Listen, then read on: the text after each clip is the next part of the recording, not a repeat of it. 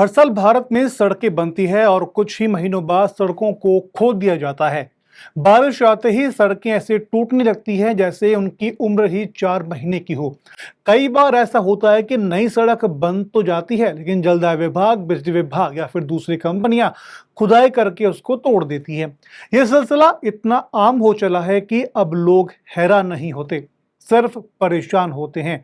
इसी बीच सवाल उठता है कि क्या भारत में हर साल सड़कें खोदना जरूरी है या हमारे प्लानिंग में ही कोई गहरी गड़बड़ी है। असल में भारत में सड़क निर्माण और यूटिलिटी सेवाओं का काम अलग अलग विभागों के तहत आता है।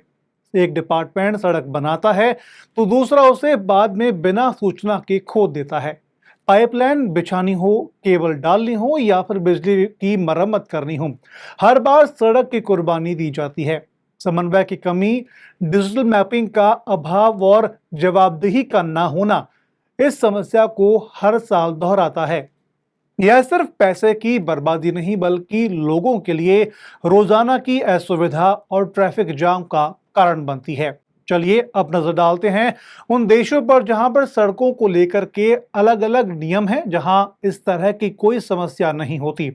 सबसे पहले नंबर आता है यूएसए का, जहां पर कॉल बिफोर यू डिग यानी कि 811 सिस्टम लागू है। खुदाई करने के लिए पहले कंपनियों को यहां पर कॉल करना होता है और यूटिलिटी एजेंसी मौके पर आकर के बिजली, गैस, पानी और इंटरनेट की लाइनों को मार्क करती हैं।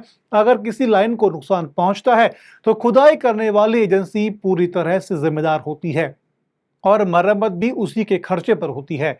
अब बात करते हैं जापान की। सभी यूटिलिटी लाइनें अंडरग्राउंड टनल में डाली जाती हैं, जहां पर सड़क को छेड़े बिना ही सेवाओं की मरम्मत और अपग्रेड हो जाती है। इतना ही नहीं, रात को काम होता है ताकि सुबह सड़क फिर से चालू हो सके। अब बात करते हैं ब्रिटेन की, जहां पर new roads and street works act जैसी सख्त व्यवस्था है, जहां खुदाई के लिए पहले परमिट लेना होता है और तय समय में मरम्मत नहीं करने पर हजारों पाउंड का जुर्माना भी लगता है। सड़क की बहाली का सरकारी निरीक्षण भी अनिवार्य है। जर्मनी में हर खुदाई की जीआईएस मैपिंग होती है ताकि भविष्य में सड़क के नीचे क्या है इसका रिकॉर्ड बना रहे। वहीं पर सिंगापुर में डिजिटल यूटिलिटी मैपिंग और वन मैप जैसे टूल्स का उपयोग होता है, जिससे हर लाइन पहले से दर्ज होती है और खुदाई बिना प्लानिंग के संभव ही नहीं होती। लेकिन अब सवाल उठता है कि क्या भारत में भी ऐसी व्यवस्था हो सकती है? तो जवाब है बिल्कुल हो सकती है, लेकिन इसके लिए हमें मौजूदा सिस्टम में कुछ बदलाव करने होंगे। सबसे पहले हमें हर यूटिलिटी लाइन की डिजिटल मैपिंग करनी होगी ताकि अगली बार खुदाई प्लान के तहत हो सके। दूसरा, एकीकृत परमिशन पोर्टल की जरूरत है। एक ऐसा विभाग या सिस्टम जहां पर इसकी योजना समन्वयित हो सके। तीसरा, 811 जैसे वन कॉल सिस्टम की शुरुआत करनी होगी, जिसके किसी भी खुदाई से पहले पूरी जांच और अनुमति सुनिश्चित हो सके।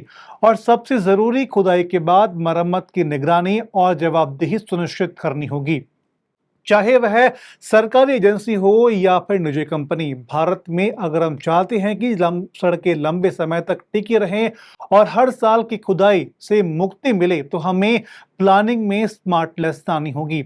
हर सिस्टम सिर्फ टेक्नोलॉजी की बात नहीं बल्कि प्रशासनिक इच्छा शक्ति, पारदर्शिता और जनता की जागरूकता से भी जुड़ा हुआ है। जब तक लोग सवाल नहीं पूछेंगे ये सड़क बार बार क्यों खुदती है, तब तक सिस्टम नहीं सुधरेगा। अगर आप भी इस बदलाव के पक्ष में हैं तो इस जानकारी को लोगों के बीच में शेयर करें ताकि सरकारें और एजेंसियां मजबूर हों और एक स्थायी समाधान की ओर कदम बढ़ाने के लिए।